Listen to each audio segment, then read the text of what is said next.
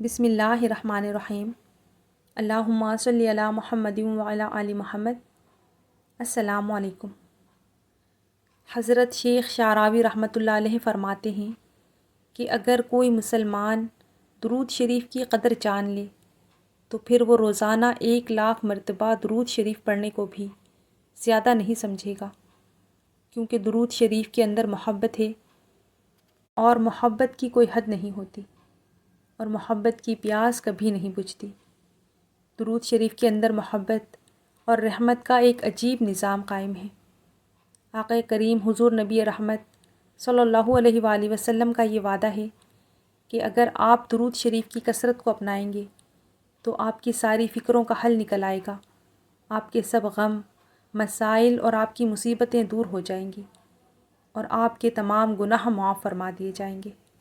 آج جو واقعہ ہم آپ کے ساتھ شیئر کرنے جا رہے ہیں، ایک بہت ہی خوبصورت واقعہ ہے کہ کس طرح مصیبت کے وقت جب درود شریف کا سہارا لیا جائے اور یقین اور عاجزی کے ساتھ درود شریف کا ورد کثرت کے ساتھ کیا جائے تو کس طرح پریشانیاں دور ہو جاتی ہیں، مشکلات آسان ہو جاتی ہیں اور مصائب پلٹ جاتے ہیں۔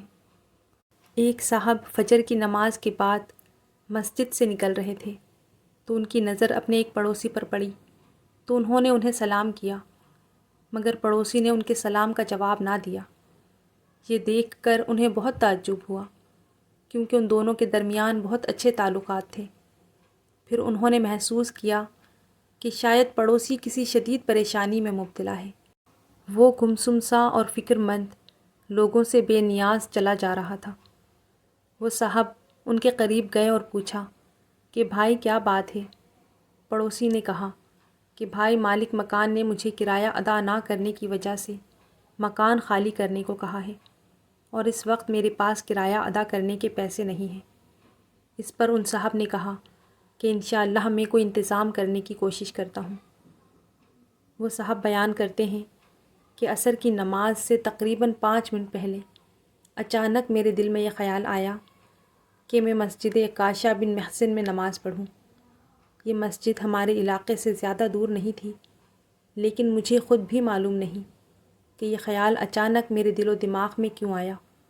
نماز ختم ہوئی اور ہم سب باہر نکلنے لگے تو میری ملاقات ایک ایسے دوست سے ہو گئی جسے میں نے بہت عرصے سے نہیں دیکھا تھا۔ اس نے بتایا کہ وہ بہت دور رہتا ہے، لیکن آج اس علاقے میں رہنے والے اپنے ایک رشتہ دار کے گھر دوپہر کے کھانے پر آیا تھا، اسی لیے اس نے اسی مسجد میں نماز پڑھنے کا فیصلہ کیا۔ گفتگو کے دوران اس دوست نے اچانک بغیر کسی خاص مناسبت کے مجھ سے پوچھا کہ کیا تم کسی ایسے غریب خاندان کو جانتے ہو جس کے پاس رہنے کے لیے جگہ نہ ہو؟ میں نے پوچھا کیوں؟ تو اس نے جواب دیا کہ میں ایک چھوٹے سے وقف کا نگران ہوں جسے اس کے مالک نے اللہ تعالیٰ کے لیے وقف کیا تھا۔ اس میں 20 فلیٹس ہیں۔ کل ان میں سے ایک خاندان اپنے مالی حالات بہتر ہونے کی وجہ سے وہاں سے منتقل ہو گیا ہے۔ اس نے سوچا کہ اب یہ جگہ کسی زیادہ ضرورت مند خاندان کو دے دی جائے۔ میں بے اختیار پکار اٹھا کہ میرے پاس ایسا ایک خاندان ہے، تم اپنا فون نمبر دے دو، اور خدا کے لیے یہ فلیٹ کسی اور کو مت دینا۔ اس نے کہا کہ آپ فکر نہ کریں، اسے اپنی طرف سے مختص سمجھیں، اور جس خاندان کو آپ لائیں گے اسے ایک بھی پیسہ ادا کرنے کی ضرورت نہیں ہوگی، کیونکہ یہ اللہ تعالیٰ کے لیے وقف ہے، ہمیشہ کے لیے۔ وہ صاحب بتاتے ہیں کہ واپسی پر اپنے محلے کی طرف جاتے ہوئے میں ان حیرت انگیز واقعات کے بارے میں سوچتا رہا کہ فجر کے وقت اچانک اپنے پڑوسی کی پریشانی کا معلوم ہونا، پھر عصر کی نماز کے لیے ایک ایسی مسجد میں چلے جانا جہاں میں نے زندگی میں پہلے کبھی نماز نہیں پڑھی تھی، ایسے علاقے میں جانا جہاں برسوں سے نہیں گیا تھا، اور وہاں اتفاقاً ایک ایسے دوست سے ملاقات ہو جانا جسے 10 سال سے نہیں دیکھا تھا، حتیٰ کہ میرے پاس اس کا فون نمبر بھی نہیں تھا، اور پھر اسی شخص کے پاس ایک ضرورت مند خاندان کے لیے مفت رہائش کا موجود ہونا۔ میں سوچنے لگا کہ شاید میرے پڑوسی کا اپنے رب کے ہاں کوئی خاص مقام ہے، کوئی پوشیدہ نیکی ہے، یا اس نے کوئی ایسا عظیم عمل کیا ہے جس کی وجہ سے اللہ تعالیٰ نے اس کی پریشانیاں دور کر دی ہیں۔ جب میں اپنے محلے میں پہنچا تو فوراً اپنے غریب پڑوسی کے گھر گیا اور اسے خوشخبری سنائی۔ خبر سنتے ہی وہ شدت خوشی سے رونے لگا، یہاں تک کہ زمین پر بیٹھ گیا۔ ان صاحب نے اپنے اس پڑوسی سے پوچھا کہ فجر کی نماز کے بعد سے اب تک تم نے ایسا کون سا عمل کیا ہے؟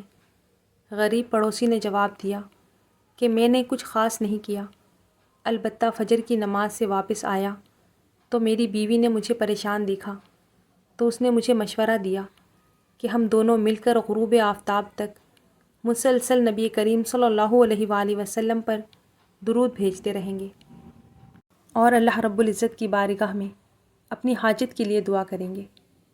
ہم نے یہی کیا اور اب تم یہ خوشخبری لے کر میرے پاس آ گئے ہو۔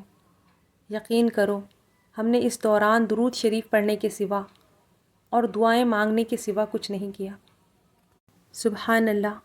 اللہ تعالیٰ سے دعا ہے کہ ہمیں کثرت سے اپنے محبوب نبی کریم صلی اللہ علیہ وآلہ وسلم پر درود و سلام بھیجنے کی توفیق عطا فرمائے، ہمارے دلوں کو محبت رسول صلی اللہ علیہ وآلہ وسلم سے منور فرمائے، ہماری جائز حاجات کو پورا فرمائے، ہماری پریشانیوں کو دور فرمائے، ہمارے گھروں میں سکون، رزق اور برکت عطا فرمائے اور ہمیں دنیا اور آخرت کی بھلائیاں نصیب فرمائے۔ آمین یا رب العالمین۔ محبت سے درود پاک پڑھ لیجئے صلی اللہ علیہ وآلہ وسلم۔